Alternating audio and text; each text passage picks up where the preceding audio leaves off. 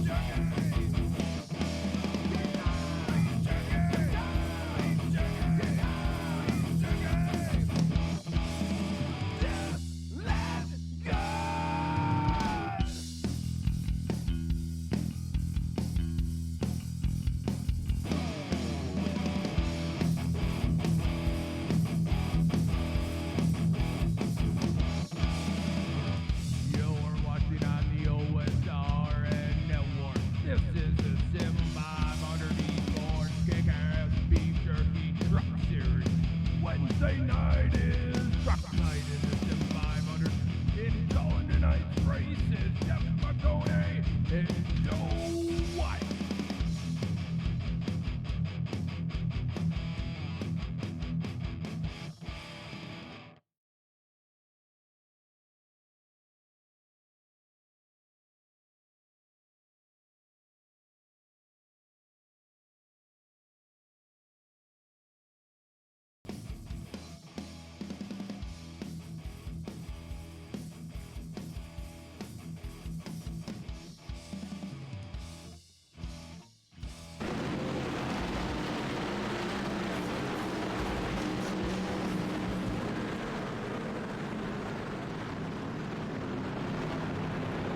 Hi, race fans. Welcome alive tonight here at Darlington. And boy, I tell you what, about to kick this thing off with the Kick-Ass Beef Jerky Truck Series with the Sim500. As they roll off to the starting grid, boy, Trey Edson up front already leading them in. And I tell you, too tough to tame here, Jeff, tonight. And also one of these no-bull races here. And, whew, gonna be interesting. Absolutely, it's going to be interesting. There's a lot of really good drivers out here. We got Justin Fuller right on the back bumper of Trey Edson. Tyler Dalton in line behind, having a side-by-side battle with Ryan Howard. Those four drivers are all in the chase. Daniel Falkingham as well is in the chase. Chad Coleman, Kevin Brown, Nick Silver, Brian Macklin, and EJ O'Rourke. All drivers in the chase here, working through these rounds to try and get a championship. Oh, no doubt about it, man. I tell you what, and, you know, one thing about Darlington here, we'll get a little spread out. This place, man, very, very tough to get around. Obviously, you get up there really close to those walls, but a lot to see here now. bring up a little bit of information here so we can get the Noble. There's 4 drivers out here going for some money tonight.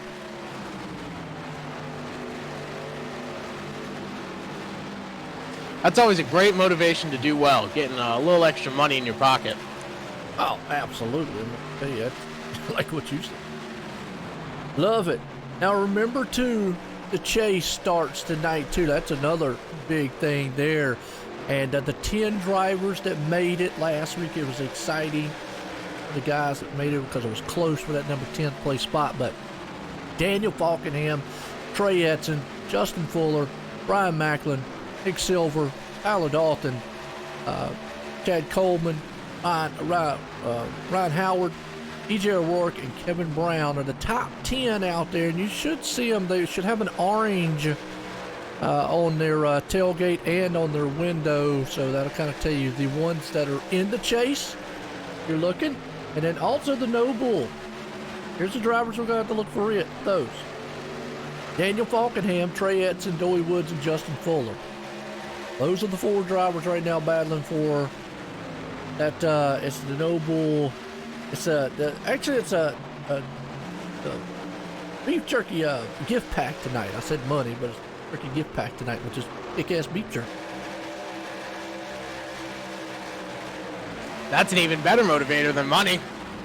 Getting some beef jerky showing up in the mail. That's good stuff. Oh, absolutely. Right now, you know, tight battle up there, and it's going to be a tight battle for this chase too, with Trey Edson, Justin Fuller, Daniel Falkenham.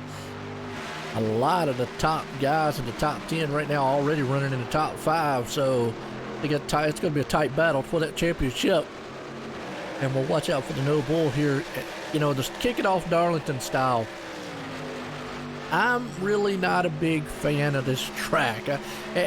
Exciting to watch, but man, I tell you what, getting around this place, it never just did me well.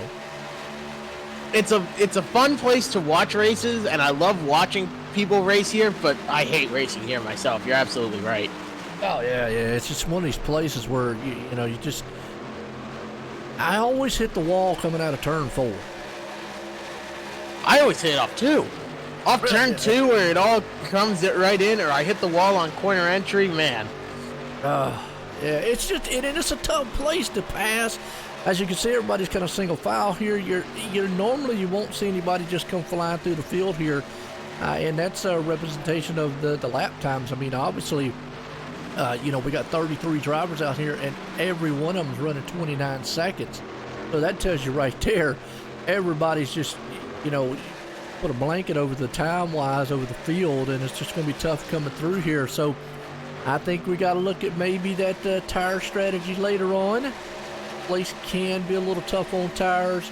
You can't abuse them pretty much, you know, because obviously the way you go into these turns here, you know, that truck, well, the cars too, they kind of tend to slide up into that wall. That's where you get that Darlington strike. That's what'll get you, is that not that you overdrive the entry, it's just that the whole truck will slide. The whole thing will just slide right up the track, and it'll take it right into the wall, cause some major issues. But sliding across the track there, that will wear down your tires, and it'll burn them right off. Oh, absolutely. And the bad thing about tires is if you heat up the right sides, you're going to get tight on entry and loose on exit. Heating up the right front tightens the car on entry. Heating up the right rear loosens the car on exit. So then you're just fighting the car, and the more you fight it, the worse it gets, and it just gets worse and worse and worse. So you have to take good care of your tires from the start. And, you know, we got 3 sets of tires here tonight. So, you know, the guys, obviously if it goes green, it shouldn't be really an issue. It's when you get into a lot of cautions or something where it might, you know, carry over for the tire sets and whatnot. So we'll see guys maybe on different tire strategies later on in the race. That's where it gets really, you know, kind of interesting, because right now, as long as everybody's on the same set, it's really hard to pass. So when you start seeing guys maybe, you know, older tires, newer tires, that's when you might see some guys start coming through the field a little bit. Oh, they're wrecking towards the back. That is Jason Eisenhower. Barely avoided that, but Thomas O'Leary went around along with Don Runkle Jr. go back on the yellow flag here and see.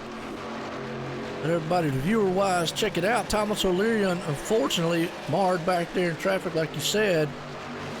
He's going on the inside there of Don Runkle, and that is about the best place to pass.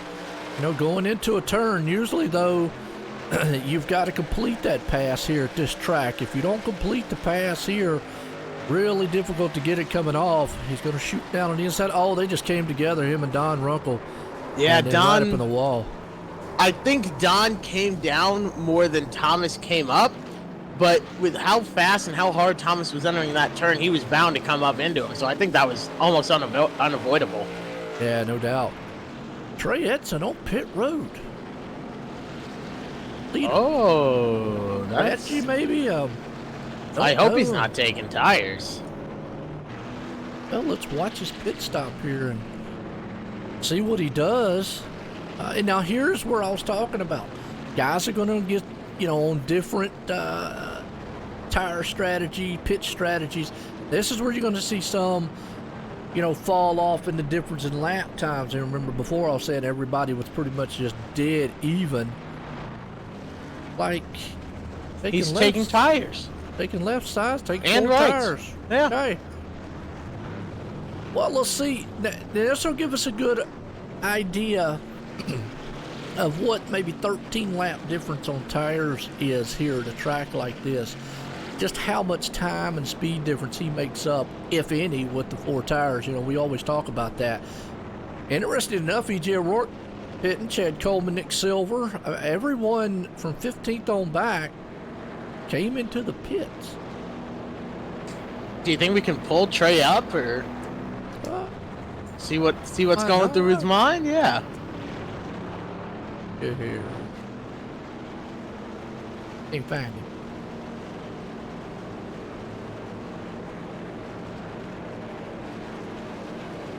Gotta find him, Bert. Yeah. I don't see him in here. I don't see him either. So, it kind of leaves us wondering on that one. I mean, but again, we'll sit here and we'll see how much performance-wise that helps him, you know, as opposed to the other guys.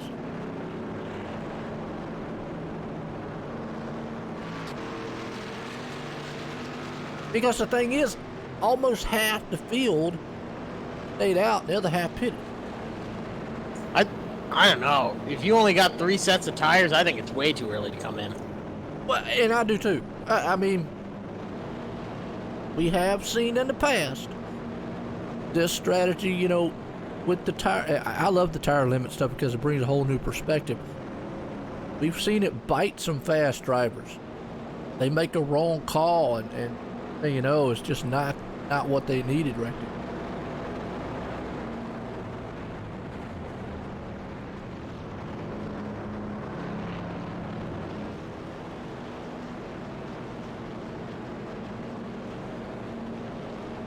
We'll just have to see. Man, it's interesting. Under caution, first down tonight here at Darlington. Kickass Beef Jerky Truck Series here tonight. Appreciate everybody tuning in. And if you're on the YouTube side over there, you know, obviously we're on the OSR Network on YouTube, OSR Network on Facebook tonight. If you're on the YouTube side of things, let me know how it's running for you. Just make a comment out there. Good, bad, terrible. Jeff's not talking well.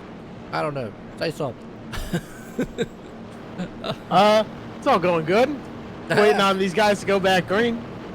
Yeah, well, it was, my Facebook side was running like great, you know, but YouTube was buffering for people.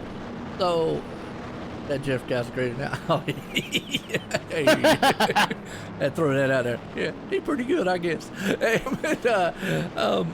YouTube was buffering for some reason, so we've been just working on it. I don't know if it's a server issue with YouTube or what, but you know, the Facebook sides work great. I'm not getting any drop frames, so I was like, man, I don't know what the heck. I love technology sometimes, man. I want to bang my head against the wall. And green flags back out. Justin Fulton, remember the no bull tonight. Not all low. I'll get it out here right. The no bull, but plus we're in the first race of the chase, so this is huge because Justin Fuller, Daniel Falkenham, and Tyler Dalton, Ryan Howard, all those guys, Kevin Brown up there, all those guys are in the chase. That they are, and Tommy Ryan right now is sitting as sort of the odd man out. How big for him would it be to win this race? He hasn't, I don't think he's won since Daytona of last year, back when we were running the K&N cars. So for him to come out here in the trucks at one of the hardest tracks and really show himself, that would be awesome for him. That's a lot of pride on the line. Well, when we talk about Tommy Ryan, he's had some stellar performances, but I'm going to tell you what, it was heartbreak last week. He had just a terrible race when he didn't need it.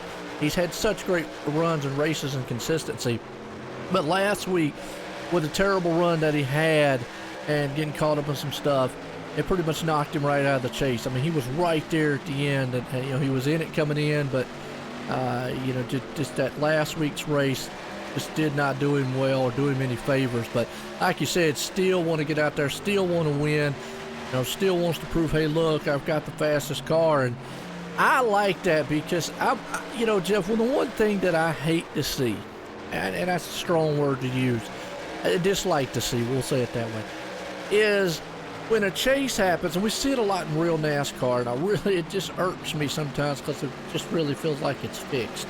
And I know there's another harsh one to use, but is non-chase drivers not racing the chase drivers? If you have a fast enough machine to win a race, win the race. Just because they're in a chase, don't mean you got to roll over for them. I really, really like that. Some people have different opinions on it. But to me, like Tommy Ryan right there, he's definitely showing he's got a fast enough truck to win this thing. Don't be scared to get up there and race those guys just because they're in a chase running for a championship. Hey, look, you got just as much right to be on that track, too. And we've seen it in the real world. We've seen it on the virtual world. And, sometimes it hurts me a little bit. But, hey, maybe we'll get a little different. I can guarantee that Tommy Ryan, if he's got the opportunity, is going to get up there and slice and dice. And I hope to see it. I would love to see him win this race. That would be awesome to see, I think. Oh, yeah, absolutely. And Kevin Brown right there behind him, too. Kevin Brown snuck in here, got that 10th place in the points. And, unfortunately with bad omen there with Tommy Ryan, he was able to get into the chase and hang on. So he's definitely looking. Here comes old Trey Edson back up. Remember, we talked about the tires. So this right here shows us what the difference in 10-lap difference, or about 13-lap difference tires. And just to give you an idea of time, the leader ran a 29.98. He's running 29.61, so about 4/5 faster on those newer tires. So that is the only way, folks, you're going to see somebody just blowing through this field, is if they've got newer tires. Other than that, you pretty much the rest of the field's kind of dead on even. You also actually see, I think right there is Brian Macklin. Brian Macklin, yep. Brian Macklin, who took 4 tires also. Nick Silver's coming back up. Mike Montesi all took 4 tires. So interesting here. And I think the way this might benefit them there, Jeff, is he's thinking if I can get so far out in front, by the time they have to make, if it goes, he's hoping it goes green. That's about the only way I'm going to look at it.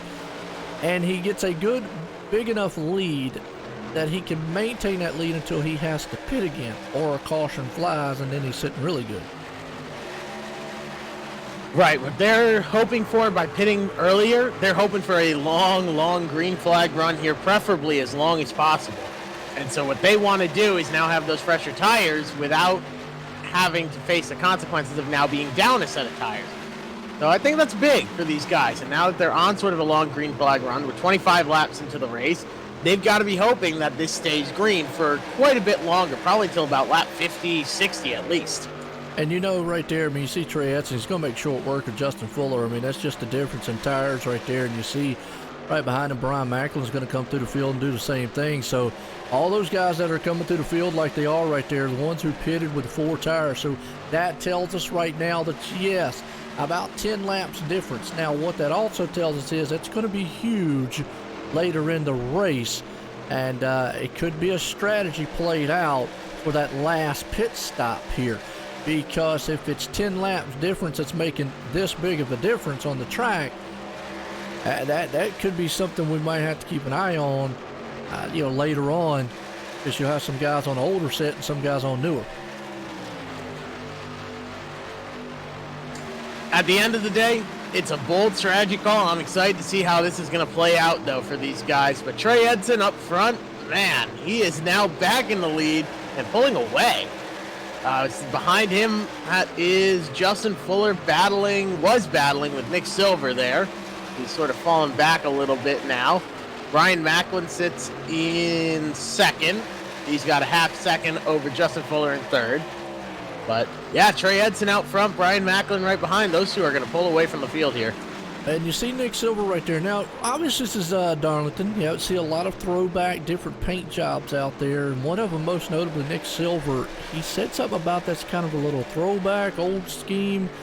Not 100% sure what it is. Maybe somebody out in the chat knows. I remember making a post out there about it. But we do see a couple, kind of throwback style paints. And that's usually kind of a theme here at Darlington.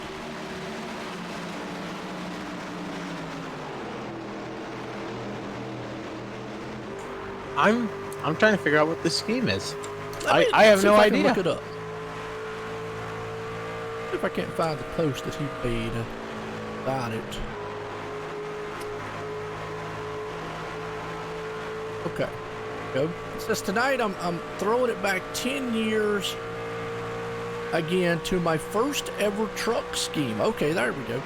Oh, he's saying that that's his first ever truck scheme from 10 years ago. Dang. Wow. No sponsors, nothing. Hey. Start small, get big. There you go. That's usually what happens in the racing world, you get noticed. And look at this.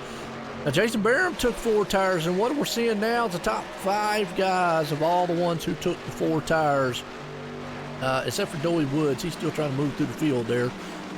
He's back in ninth place spot. But the top 5 now are all the ones who took those 4 tires. I'm still trying to see what the strategy is here. I'm with you. I think it's got to be a long green flag run. Yeah, that has to be what they're hoping for. Just a long green flag run here so they get all the benefits of the new tires without facing the consequences of not having set tires.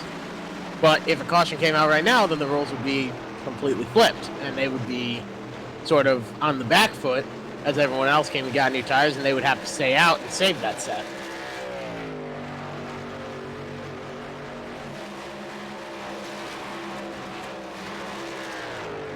Yeah, absolutely. And I'll tell you right now, so Jason Barham looking good up in the 5th place spot. Everybody right now is just trying to see what they can hang on to. And, man, what a good race so far, man. I enjoy it, like it.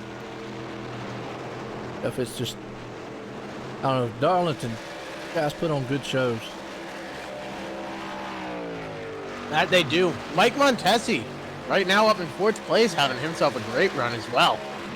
Doy Woods in 7th, Justin Fuller holding on to 6th place there.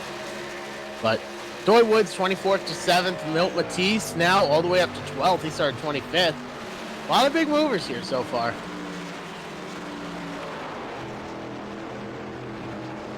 Absolutely.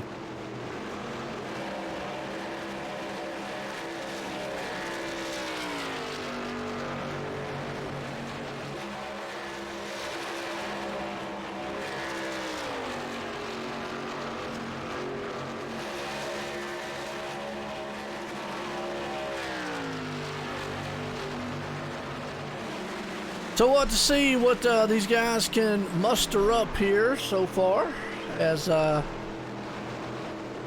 old Jason right there looking good, but this has been all Trey Edson, man, so here tonight. Again, that tire strategy's different. Let's see if it pays off for him. He's got a half second still over Brian Macklin. He's been maintaining that lead. At about 0.6 or so back to Nick Silver. Mike Montesi right on his back bumper. Jason Barham is about a second back from there. So the field's starting to get spread out, which is what we talked about earlier here at Darlington. The field will get spread out, and these guys will just have to hold on. They're racing more against themselves than anyone else when that happens. Yes, they are. So right now looking good out here on the track. Got to see how these strategies play out as the race goes on. I'm curious to see how the tire thing plays out. That one right there really is I don't know, interesting. That was a bold call for Trey Edson to come in. I don't know if I would have made that call if I were him, but it's working out well for him. It looks like it was the right call after all. But pitting from the lead, man, that is bold. Yeah, I mean, you're right. I mean, pit from the lead, like you just said right there. You got Tommy Ryan. He also came in and, oh, wait a minute, Milt Matisse, that's my bad. Came in and took 4 tires. You got Ryan Howard back here in 9th.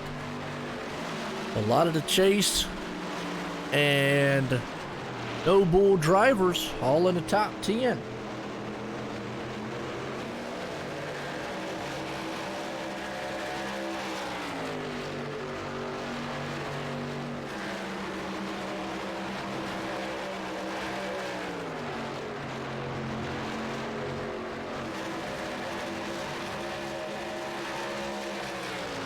Now, Brian Macklin is starting to reel Trey Edson in. He's brought him way in, and I think it's Trey Edson slowing down. Trey Edson, let's see here. Trey is, yeah, Brian About Macklin's closing slower. in. I mean, Nick could Trey have Silver- used up some of the tires coming through the field? I think so. I think he used most of it up because right now Brian Macklin is really reeling him in quick. He's about a tenth quicker. Everyone behind is running 30.6s, and he's sort of turning 30.7s.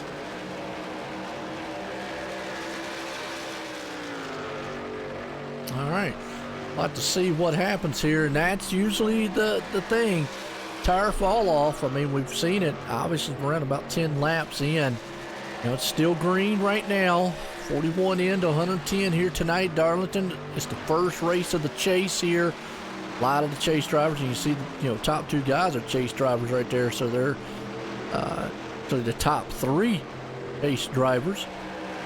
Nick Silver sitting right there. You got Mike Montesi there sitting in 4th. Outside in, Jason Barham. Got in right there. Doey Woods hanging on, but you also got the No Bull running here too. There, Doey Woods is in that.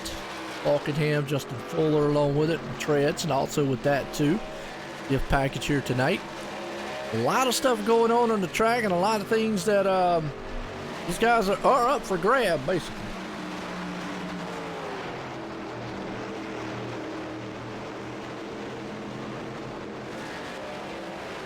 I'm watching this battle closely here up front. Brian Macklin is now definitely quicker, but he's not able to get up to the back bumper of Trey Edson, and that could be just, the dirty air right behind, but Brian Macklin's able to get there, but he's not able to capitalize on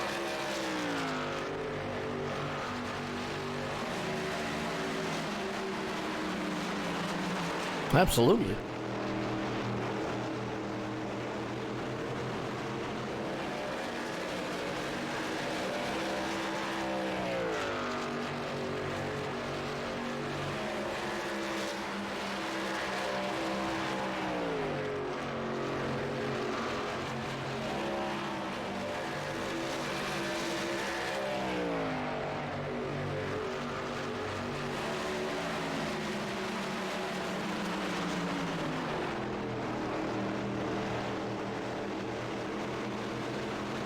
So have you seen anything out here on the track that you would do a little bit different? I probably would have sat this race out, to be honest with you. I am so unbelievably bad at Darlington, Oh. It's not even funny. Don Runkle went into the pits, left the pits. Let's watch this again because I just caught the tail end of it here. No caution because he slapped the inside wall.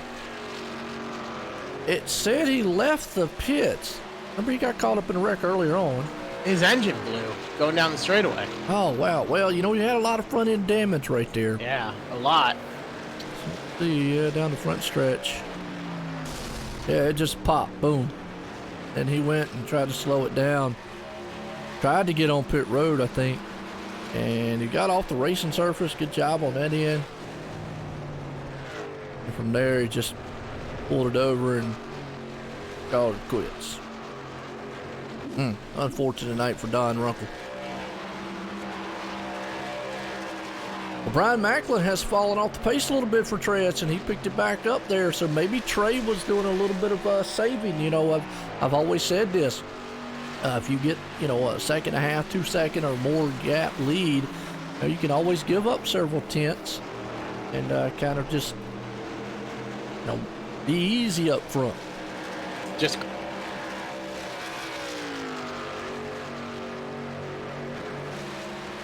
lost you for a second. Oh, I had my finger on the shift key and not on the control key.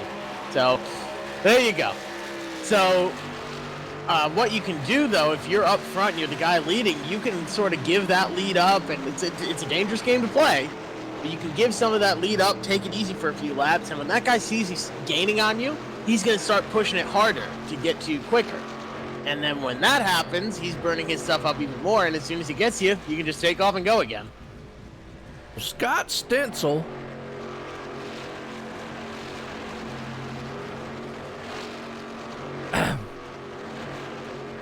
go back and watch, crashed, and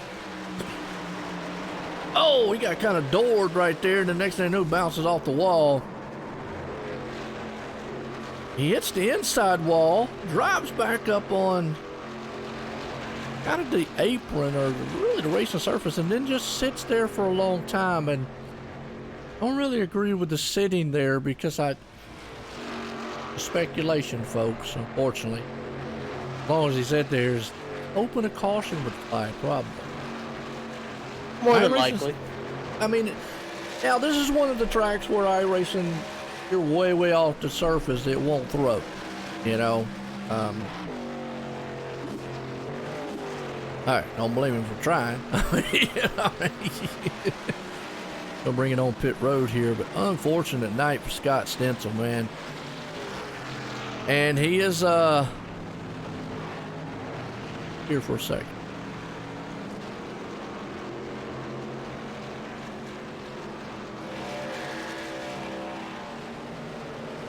Now he's got an orange bumper on his, but he's not in the chase, so I'm not sure.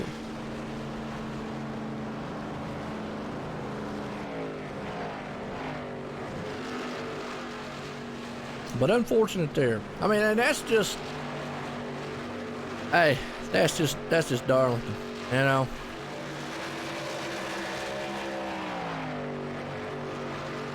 I'd be lying if I said I hadn't tried it too.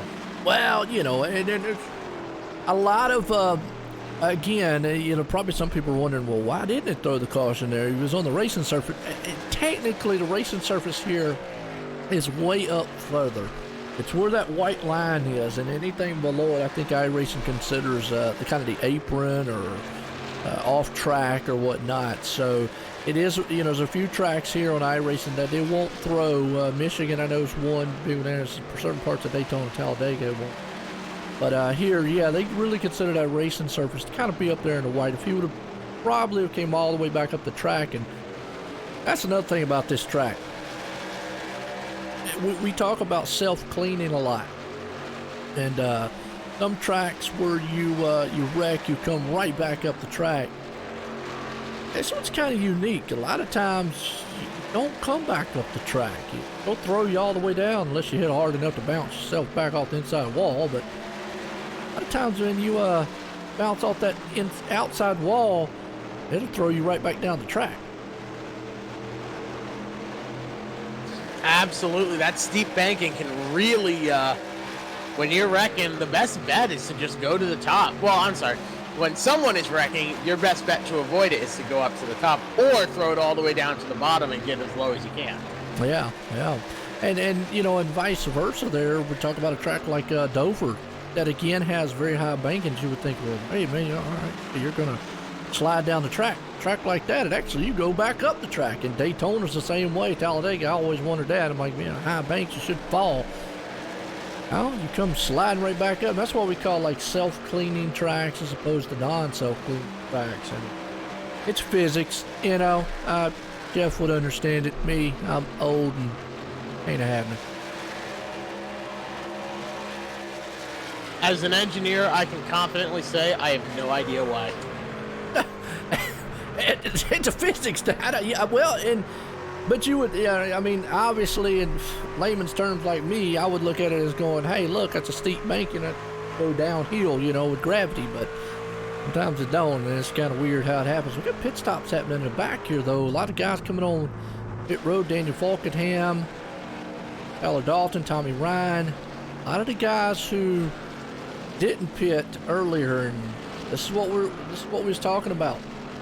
This is where these unique pit strategies come into play. Jason Barham coming back on pit. Nope, he's coming on pit road. Pit road's weird here. Gotta make it hard. Gotta make a swoop coming on it. Yeah, it's a tough place to get onto. It really is, because it's so low and the wall comes out so far. It's a long pit road, so you have to get on there earlier than you're expecting most times. Now I'm curious to see about what Trey Edson and them does. I mean, Jason Barham was on that same pit cycle that they were. Joey Woods was also. So now I'm curious of what those top guys are going to do. We've got about 10 or 11 of them out there who pitted on lap 13. This does tell us now, obviously we know in this series they run 100% fuel, so tires is really going to be the main factor here. Fuel usually never does. What's up, Rick, man? Jason, how you doing? Yeah, hey. Hate that, man. I tell you, it happens. It's one of them Darlington things. You get up there and guys be bouncing off walls and get them Darlington stripes going on. Haven't seen too many of those tonight. Seems like everyone's doing a good job keeping it off the wall. Look at this. Wow, up at the front, Trey Edson is about to get blown by the 77. That's Brandon Webb, and he just goes right by like he's standing still, and Brandon's damaged. So if that doesn't show how strong new tires are, nothing will. And you're right, and you see Trey did the 23 machine right there about to go around him, and that's Josh Parker. And Parker, obviously, make his pit, getting on there.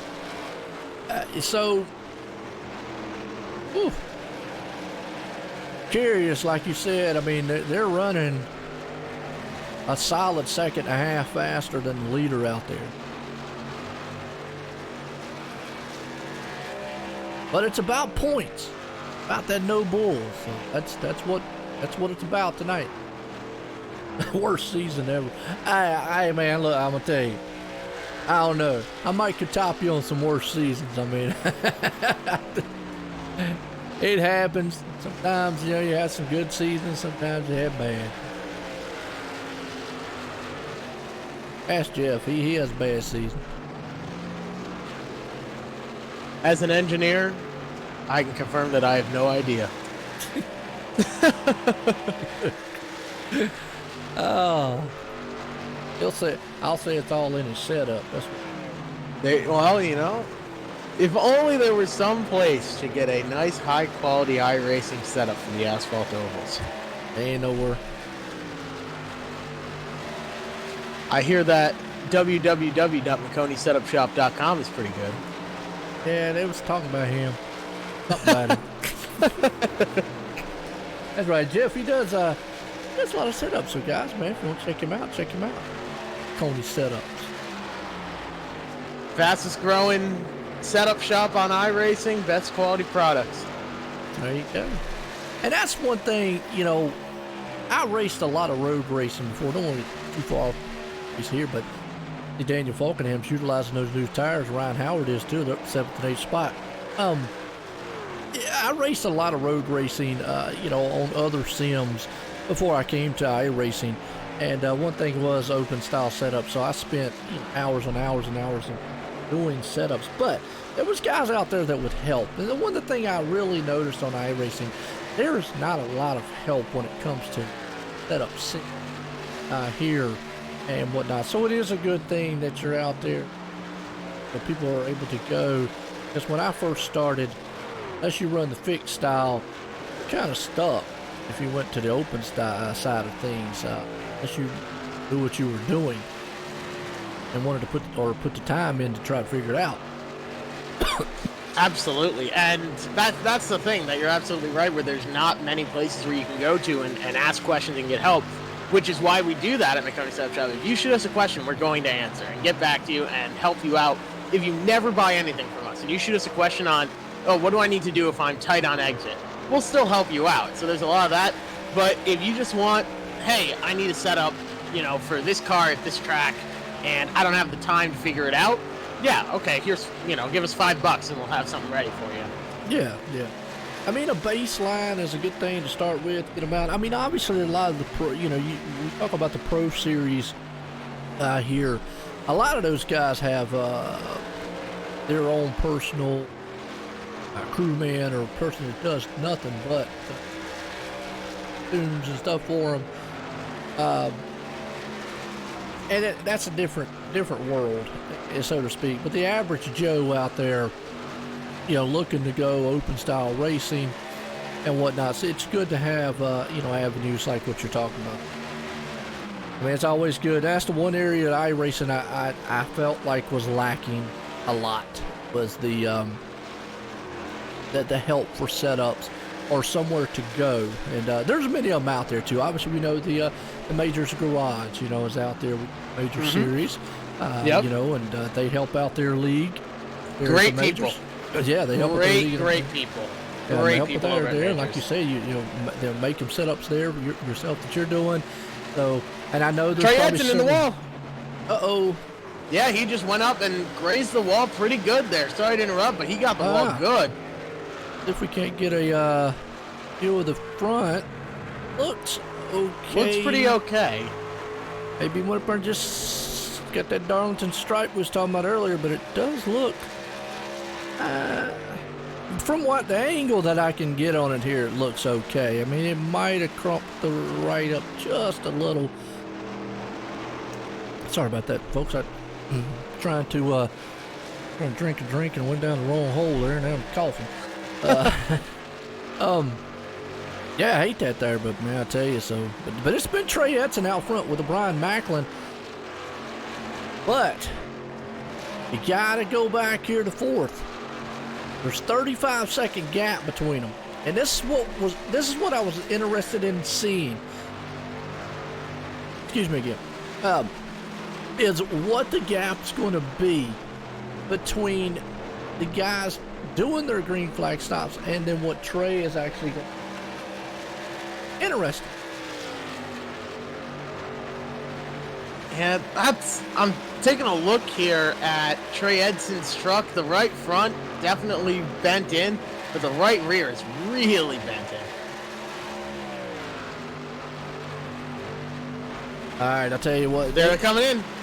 Well, they're coming in. All right. Well, and They're fitting. you know what? And here might be the thing.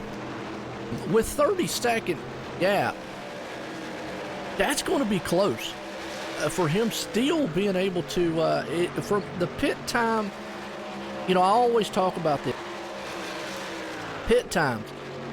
A little bit slow here, actually, for a lot of guys. They got 16, 17 seconds, so must got all the slow pit guys this week.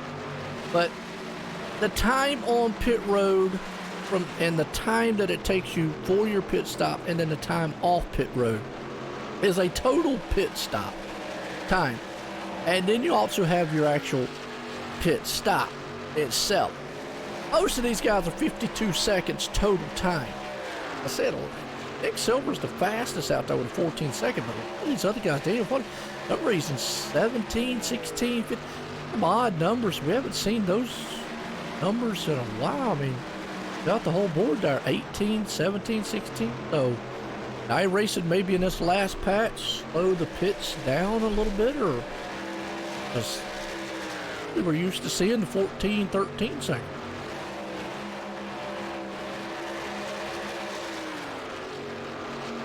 As an engineer, I can confirm that I have no idea why that's happening. You're not a very good engineer. Come on, No, man. I'm not. That's why I'm an announcer.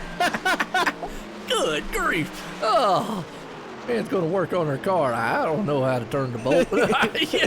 Oh, man. Hey, hey, crew chief, I'm tight in, loose off. Dang, that stinks. That must not be fun. Yeah, what you want me to do? I can hear that now. Oh, boy. Well, Daniel Falkenham's going to take over the lead as Nick Silver now makes his pit stop. So it's going to cycle around. Now, this is kind of a never-ending cycle here. Daniel Falkenham and him pitted on lap 56. Trey Edson just pitted on lap 72. What this tells us right here, this thing goes green the entire way. Trey Edson's not coming back in. I don't think Daniel Falkenham would come back in, but here's what I'm interested to see. Trey's only back in 12th place. He's only 15 seconds back. Remember, he's got a solid now 20, well, it's about 16 maybe, 16 laps newer on the tires. And his last lap was a 29.26 to a 30.44. He's going to run Daniel down before the end of this race. So that what we go back to, the tire strategy that he did earlier, basically it had to play out to long green flag, like what you said. If it would have been a bunch of cautions or a couple cautions in there, it would not, I don't think it would have played out like this. Yeah, this really is interesting with such a long green flag run. Now they're coming down to about 30 laps to go. These guys are really going to have to push it. And taking care of the tires is going to be key because this is one last long run. But, man, that's going to be huge for Daniel Falkenham on what he decides to do from here and how he's going to run the rest of this race. There's not a lot he can do because right now it was 15 seconds. It's down to 13 with Trey. He's coming through the field and picking them off. So brilliant, unless there's a caution. And even if I think at this point, if Trey Edson gets up in the top 5, even if a caution flies, it's still a magnificent pit strategy he done. Because, obviously, Daniel's going to come into the pits. And Trey's probably going to come with him because they all have, sets of tires to spare. And they'll all be even then. So it still would play out at this point. He had to have what we talked about earlier. He had to have that last green flag run that we just had in order for this to work. And it's all fell into place so far. That's half the battle in racing, honestly. It's just things falling into place and going your way. You get lucky, but right now, I don't know how lucky Daniel Falkenham is going to be. He's stuck behind Glenn Campbell. They're just cruising around right now. Like you said, though, man, some of these guys are coming quick. Battle up front. Daniel Falkenham now gets right around that 44 car. Let's see if Ryan Howard is going to be as lucky. He's stuck side by side. Falkenham's able to pull away a bit. And we got Tommy Ryan right there along with him. Now, the two guys you want to keep an eye on, like I say, Trey Edson and Brian Macklin, because they're running right there with each other coming up through the field. And, they have cut into that lead down to 10 seconds here, folks. That's what we're watching. Daniel knows it. Really not a lot he can do instead of just going. And like what you just said, yeah, a lot of it has to play into a little bit of luck in racing. And I think, used to how iRacing was every time you come in the pits, get tires. With this tire limit thing now, I love it because it brings now the realism to it. We know Trey's fast. We probably know Daniel's fast. But they're only as fast as what those tires and that setup's going to allow them to do. And when you've got one guy on, 15-lap newer tires on a track like this, you can be the fastest guy in the world. A lot of times, that equipment's just not going to do it for you. Exactly. It's 50% equipment, 50% setup. And tire management and everything else, you have to take care of yourself under you. It's so pass easy for the lead, and they got the wall. Tommy Ryan's involved. Oh man. No. Yellow flag is out. Now that's crazy. Yellow flag came on that one. Didn't see anybody slide around.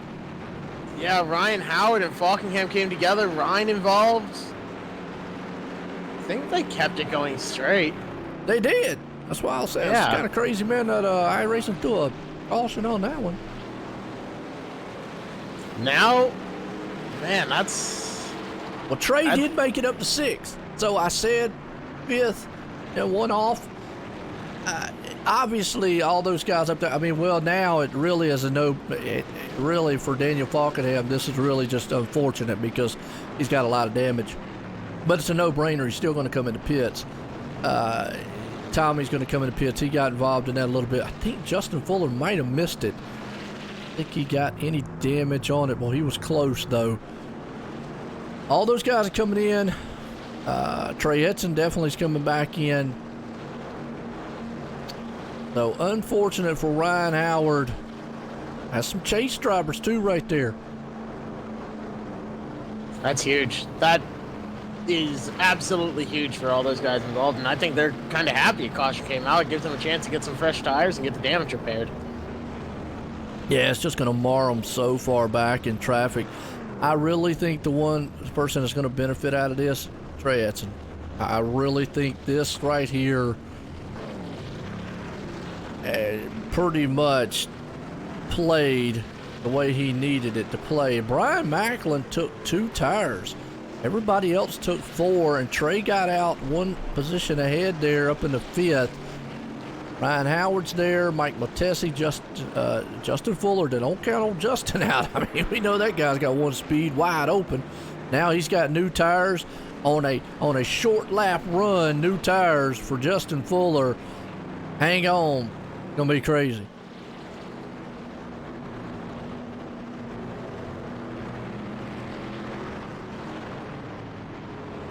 Now these guys are hoping that if they have used all their tires, they're hoping that this race runs green. There's a lot of drivers out there that haven't used their last set yet, if I'm counting correctly. They still have 1 set left, and they're hoping for a caution right around lap 100. Yeah, Justin Fuller's one of them.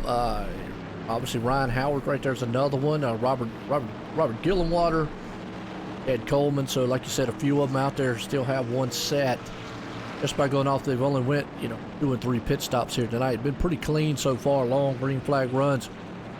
I'm kind of baffled at the fact of just a 2 tire style stop there with Brian Macklin, though. I don't know if that's going to hold up to those 4 tires or not. It might. I don't know.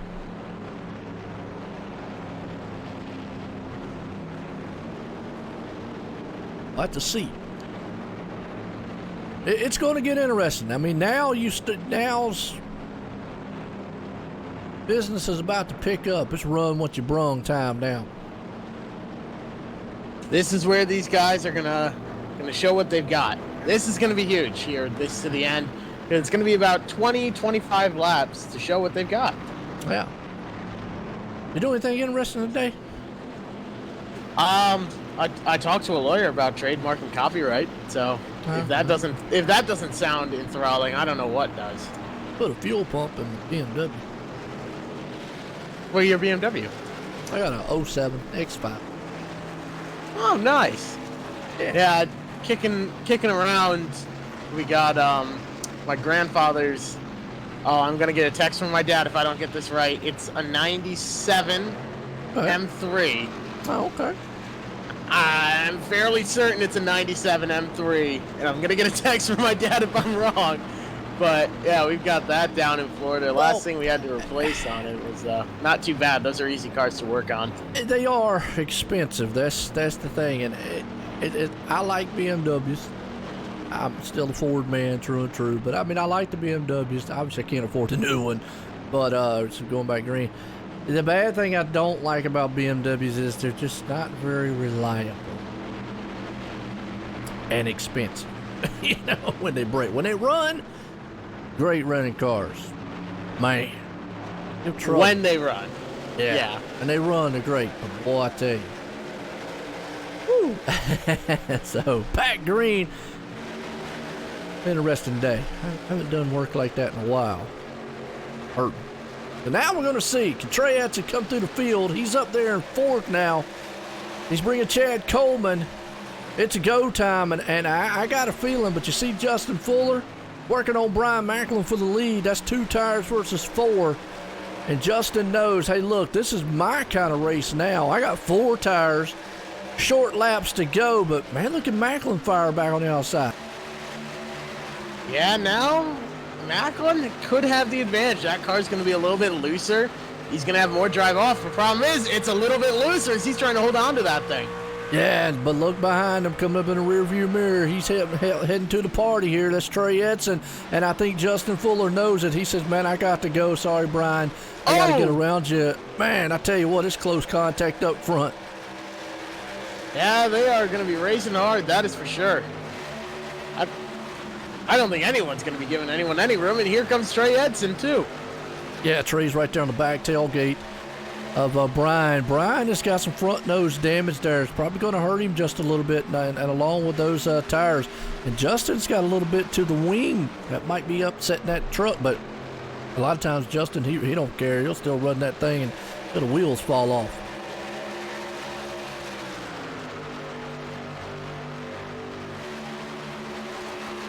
Trey Edson, this place is still hard to pass, even after a while. I think that, whoa, Mike Maltesi, I don't know what in the world happened to him right there, but he almost lost the truck and got clobbered. These guys are doing everything they can right now. They're not worried about tire management. They're not worried about anything else. They are out here running to the end to win this race. Oh, yeah, and points, too, here tonight. As what I'm seeing right now, Trey Edson's made it up to third. Brian Macklin right there. After a while, the tires will kind of just even off as the run goes on. And this place is so tough to pass. You really just need that high lane that you see right there. I mean, Trey might try to dive it on the inside. We'll see if it sticks. But right now what I'm seeing is Brian Macklin, he's got that preferred line. 2 tires are still hanging on to him. Let's see how the run goes on. I don't know, 20 laps, about 18 laps, 17 at the line. That's a long time to hold on with just 2 tires. And it is, and that's what I'm saying. I'm curious to see if Trey's just right now kind of biding his time, going, okay, yeah, as that run gets on, his tires are going to get a lot more wiggly than mine, a little lot looser. So maybe he's just being patient right now. And then later on here with about 5 to go, maybe start putting the pressure on Macklin.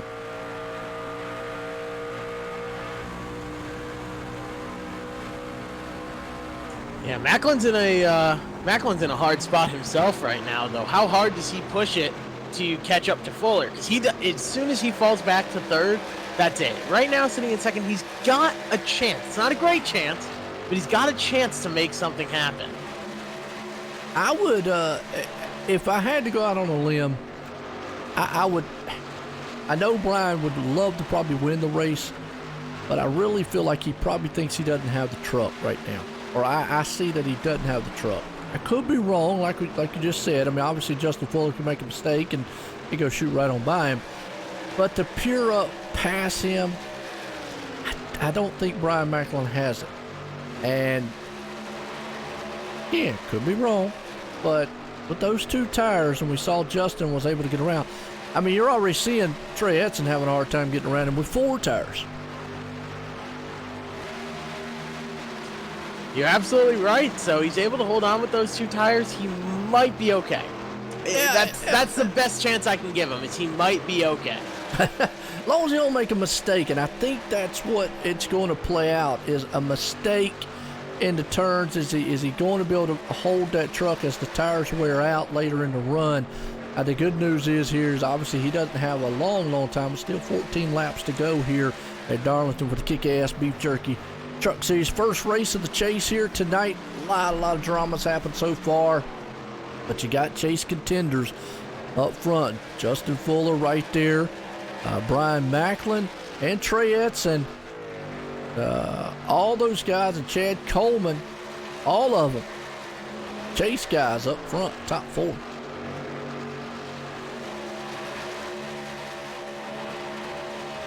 There's the move as Macklin now slides down to the bottom, gets all out of shape. Trey Edson jumps on it. Now he's only got 1 truck between him and the checkered flag. Yeah, and I think that's what it was. I was saying earlier there, I think Trey understood this place is so hard to pass on the inside, and it's not going to be that easy to get around Justin because they're both on the same set of tires here. And you know Justin's going to protect all he can. It's not the fact I think maybe Trey might be a tick faster than him, but getting around them too at this place. And it's just so hard. He needed Brian Macklin to make that mistake. Now, at Coleman, and he get up there to third and get around Macklin, or is Macklin going to hang on to third place?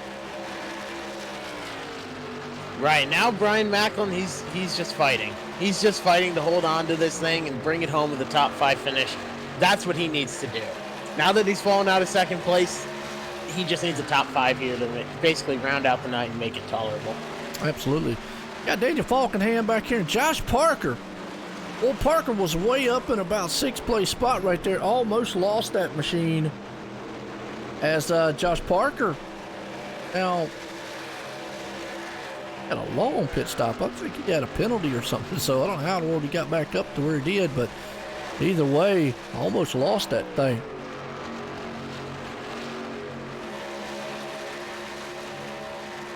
Ten laps to go here, 9 when they get to the line, and Trey Edson isn't really closing too much on Justin Fuller. Last time around, it was 29.99 to a 30 flat, 1/1000th of a second difference. And you know, and I know that pretty much that's just not enough to even to even get up there to him hardly. Even if he did, he's not. And right there again, last time 1/1000th of a second, 30.02 to a 30.03. I mean, wow. And lap traffic. The lap traffic helped him there, but still just not able to get up there and do anything. Justin's going to be tough to pass.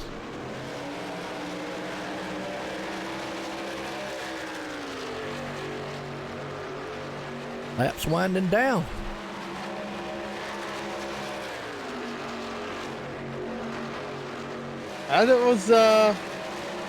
That right there is big, and Glenn Campbell in a bit of trouble there. He's really getting in the way of these lead lap cars. He just took a shot to the back bumper from Brian Macklin. Justin Fuller almost got into him. I don't know what Glenn's trying to prove here, but he's not making any friends, that's for sure. Well, and sometimes you just get frustrated as a driver. Yeah, and that's the thing out there with probably on Glenn. I mean, you have a bad race, you're already frustrated, you're already on the edge. A lot of times, and the closing rate of the track like this too is pretty quick. In a nutshell, those guys probably closed in pretty quick on him there. So, yeah, you saw him eventually move on out the way, but you chalk it up. Frustrations as a driver. We don't talk much about that, but it definitely does, even in the virtual world, exist. Absolutely. It absolutely does, and it carries over and can make a difference in the race here. Justin Fuller, if he had gotten into the back of him there, that would have been huge for him. And now Brian Macklin, who actually did get into the back of him, is going to have to hope that he can still hold on if that front end is damaged. Well, what he wants to see is what he's seeing right now. Nick Silver and Robert right there battle door to door, because that'll help him stay in front of them. I mean, there's a slew of machines right there. Chad Cole, Mike Matesi, all right there. So might help Brian out, who's sitting in third spot. But you still got Chad Coleman there. Excuse me, Chad Coleman's the one that wants to see Nick Silver and Robert back there battling. But, again, I take it back to, remember what Trey did. Trey understood that if he dives down on the inside, he's going to take a risk for those guys being close to losing maybe not one position, but many. And Brian's got to kind of make a mistake.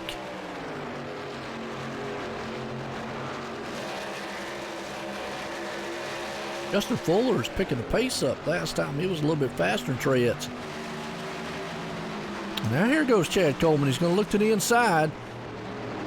And you just see how tough it is to make that pass. And the problem, there's our favorite word, momentum. And look who's coming.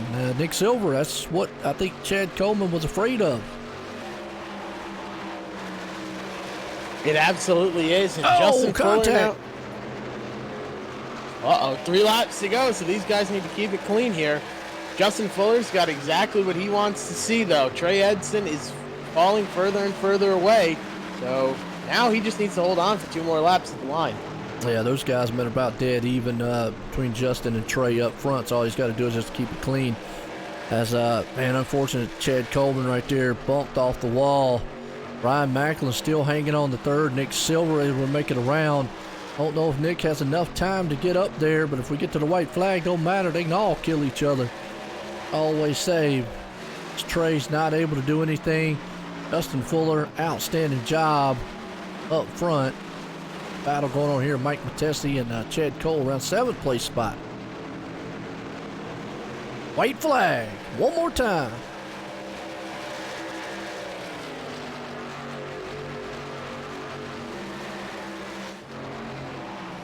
White flag now for Justin Fuller. He needs to just keep it clean here through 3 and 4. Trey Edson will come home 2nd.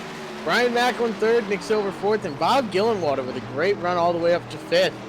Now, Randy Yoakum with a great run from 29th all the way up to 11th. But coming off turn 4, Justin Fuller takes it to the line and wins the first race of the playoffs. Yes, he does. Outstanding job. Trey Edson's going to come home in 2nd. Brian Macklin hangs on to 3rd. Oh, what a good run right there between those guys. And if I'm not mistaken, Justin Fuller's going to get that no bull. Let me double check that for me. Yep. Justin Fuller's going to win the no bull and the first race of the chase here. So double whammy right there for him. Wow.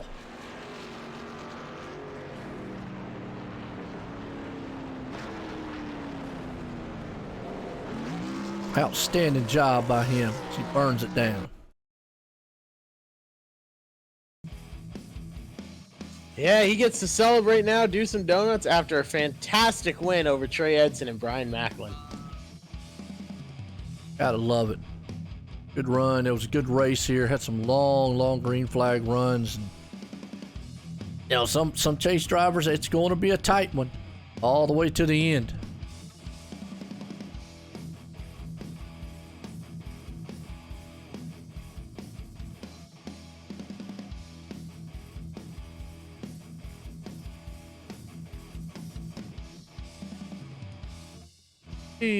I don't even see the top 3 guys in here. You see?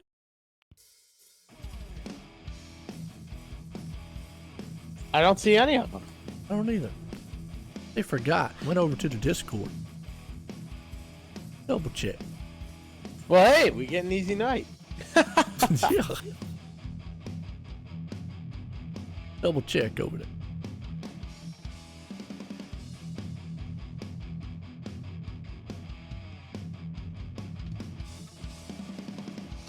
Nah, they ain't up there either.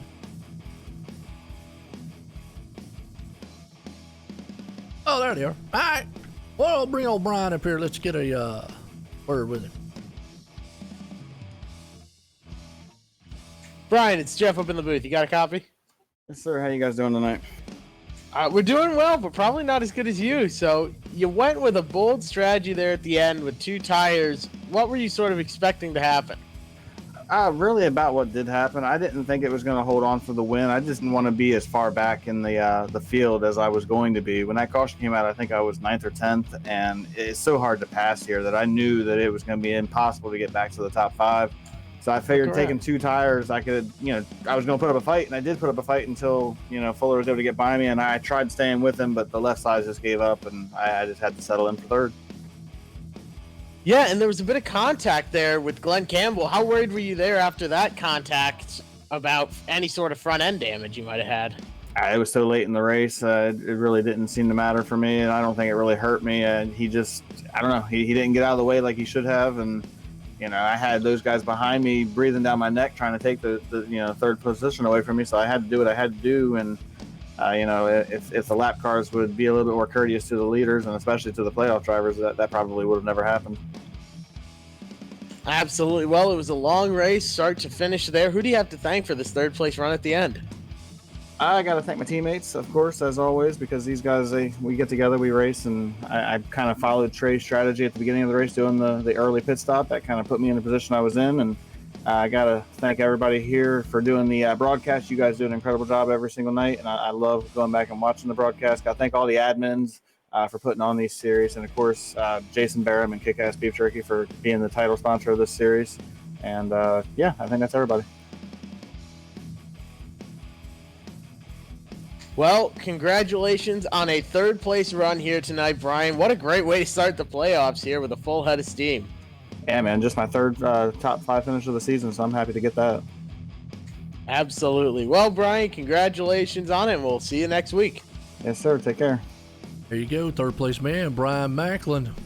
Job by him. Well, this guy here, he tried wild pit strategy there. Now we'll get a chance to ask him on that pit strategy. Trey Edson. Trey, it's Jeff up in the booth. You got a copy? Hey, man. So that was a bit of a bold call there at the beginning. 13 laps in, not even 13 laps in, and you decided to take it down pit road. And we were pretty surprised and confused up here. What were you thinking, and did it work out like you hoped? Well, I mean, we fell off a second, so I knew if it went green like it did that I would check out. So at the time, I mean, yeah, you, like looking back, you're like, heck yeah, man, I'm a genius. I knew what I was doing. But I mean, it played out how I wanted, so I'm glad I did it. But yeah, whatever caution came out with about 25 to go, and I think it was Daniel and Ryan Howard got together. I mean, I was catching everyone in front of me about a second a lap. I had got it down to about 8 seconds with 25 to go. So I mean, it would have worked out. I would have drove right by him easily, and probably went on to win the race. But it is what it is. Fuller, and Macklin are all on the same team. We're on the same channel. And Fuller we were talking, and he's kind of like, I think you got to pit. And I'm talking about the very first caution. So I pulled down pit road and looked in the mirror, and I was like, well, what the hell? I'm the only one down here. So I guess he changed his mind. But I know in the stat column, looks like I led the most laps and probably had the best truck and got the pole. But Fuller had them older tires, and about halfway through that first long run, he was matching my lap times, or would every now and then run a little bit faster. So I think he was the best long run truck, so he probably deserved to win that thing. As you saw right there at the end, he drove off from me. That was probably the first time I had been in dirty air with equal tires as well, so that thing was tight. I about knocked the fence down off of 2. I could get to about half a second from him, and it would drive fine. And then if I could get it within half a second, it would just, man, it drove like the right front was flat. Like you would turn it off the wall and think you could just throttle up and get the car or get the truck out of the corner, and you'd get it pointed, and you're like, okay, I'm good. It's turned off the wall, we're good. And then it would just take off. The nose would just take off towards the wall. So Macklin was complaining about it when he was behind me on that one long run, and now I definitely know what he was talking about. Absolutely. And now at the end of this race, you've had a great start to the playoffs so far. You're probably one of the favorites to take this whole thing home. Who do you have to thank for the second place run tonight? Yeah, thanks you and Joe, and thanks Jason Barham and Kickass Beef Jerky. I was head over to kickassbeefjerky.com and promo code Sim500. You get, I think it's 19 or 20%. It's one of those. You get a discount on your shipping and your total purchase. So me and Fuller, with the guys that had orange roof numbers or orange door numbers, we were racing for like a beef jerky pack. So it was me, Fuller, and Daniel and Doy, I think. So Fuller and I were racing for the win, but we were also racing for some damn food. So that was a little disappointing to lose that, but I'm sure he'll enjoy it. I'm sure he will. Well, congratulations, Trey, on that great second place run. One spot short there, but man, you had a lot of steam going through the race and led a ton of laps there. Yeah, I appreciate it, guys. I think we go to Bristol. I don't know where the heck we go next. Maybe Bristol. Hope I get to talk to you guys again after that one. Sounds like a plan to us. Good luck there. There you go, second place man, and I tell you what, Trey Edson did some outstanding when it comes to pit strategy, but this guy right here just out-snookered them all here. Justin Fuller's your white and boots, got a copy? Yeah, we got you, man. Man, I tell you what, been a while since we got to chit-chat up here in the victory lane. But boy, I tell you what, the pit stop cycles and that caution played out very well because Trey Edson was coming there, and I think if it would have went green, been in his favor with that wild pit strategy he did earlier. But hey, That last one, you were able to get the tires, get out front. How was you feeling? Was you a little worried when you was coming through the field? Yeah. When Trey pitted, I was kind of like in that situation. I was like, man, I think you got to pit. And I decided last second not to. Like, well, if we go 15 more laps, everybody's going to want to pit again. I was like, I'll just pit then. So I just took the gamble that we were going to get a caution, and we didn't get it. So, but I don't know, maybe even a little more than halfway into that run, I started matching their lap times. So while I was worried that they would definitely get to me, it was really hard to pass on the bottom. I think it would have been a good race. They would have definitely had an advantage on me, most likely. But I think I could have put up a fight. So it would have depended on when they would have caught me. Like, if they catch me with like 15 to go and they have 15 laps to work me over, and then I'm kind of SOL there. But if they would have got to me within like 3 or 4 or 5 laps to go, that would have been a definitely different ball game, and I would have put up more of a fight. But yeah, we kept all the fenders clean out tonight, and it worked out. Oh yeah, no doubt. On a tough track, they say too tough to tame here at Darlington. Like I said, first race of the chase, what a way to cap it off. Plus the No Bull winning that Kick-Ass Beef Jerky prize pack. There you go. I mean, so kind of a double whammy for you there, a playoff win. What a way for that for the start of the championship. And I tell you, it's been a while, but now's the time to get hot, so to speak, and chase time or. What's your plan for the rest of the chase here? Kind of just keep maybe trying to win or just be consistent? Well, we've had some good runs. I haven't won since August. Last time I was in Victory Lane was Lucas Oil. But we've had really good runs since then. We just haven't, clicked off any wins. I'm really looking forward. I love Bristol. I love Auto Club. Really, this entire chase, the only track that stands out to me that I don't like is Rockingham. So, and Talladega, obviously, that's a wild card. So, if I can make it to the Final Four, I think I have a real legitimate shot, because that's probably on the scale of one of my better tracks, 100%. So, I think if you may recall this, there was you did a broadcast. It was a year that I won the truck championship back in 2018. Trey was running part-time, and Trey had spun me out probably a little bit past halfway in that race. And I was dominating the race up at that point, and you pulled me in for an interview, and I called my shot and said, "I'm going to drive back through this field and win that race." And I did. Yeah. I really love that track. So if I can make it there, I have a lot of confidence that I can really win the championship. So, but it's not going to be easy by any means. Trey, Daniel, and any of these guys really that are in the chase could step up their game at Phoenix and come on top. So. You can't relax on that thought process, and you always got to be going for it. Oh, absolutely. We know, man, I always say you got one speed wide open, but it is going to be interesting because a lot of the guys, the top 10 tonight, are in the chase here, so we'll have to see how it plays out. But nonetheless, you put in Victory Lane here at Darlington. You got anybody you want to thank? Yeah, I want to thank Scott Stenzel of Personal Comfort. Better number bed at a better price. I have one right here. I'm going to sleep real good in it tonight. I love it. It's the best bed I've ever had. I highly recommend visiting them and looking into their products. They got great customer service. You got to build the bed, but from opening the box to completion took me less than an hour. It's really high quality stuff. It's great. I love it. Thanks Sean Yoder with Nemesis Labs. He's another supporter of mine in the other series, but he gets a shout out regardless. Thank Kick-Ass Beef Jerky for sponsoring this series. If it wasn't for them, we wouldn't be doing what we're doing. Thank you guys for putting on the broadcast. Nick Silver for all he does is on the admin side. I want to thank my teammates. We raced clean. We were all three of us right there up front. I don't know where EJ was, but we ran hard and clean up there. That was fun. I want to thank Trey for putting this beautiful throwback paint scheme together. This is a throwback to Kerry Teague from 1995, the inaugural truck race at, ironically enough, Phoenix International Raceway.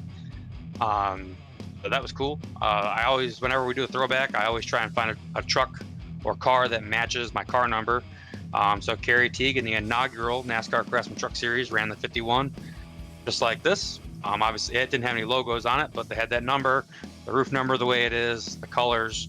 So I want to thank him for all he does. He does a great job painting. I couldn't ask for a better painter. He does phenomenal work. I want to thank everybody for watching the broadcast. I'm sure when I'm at work tomorrow, I'll go back and watch it, and I'll enjoy it, I'm sure.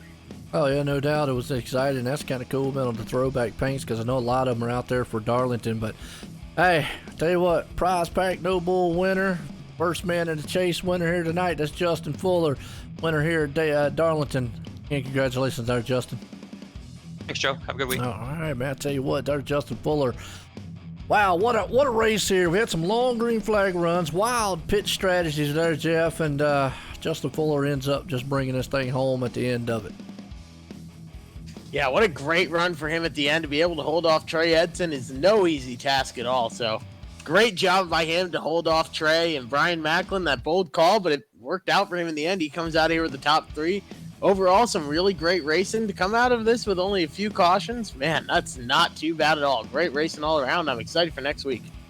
Yeah, it is. I mean, and we go from one track here, a little bit short, to a real short track there, Bristol. Is what they're going for next week, so that'll be interesting. I don't know, first race of the chase, it was an exciting one. Till next week, folks, everyone, have a good night.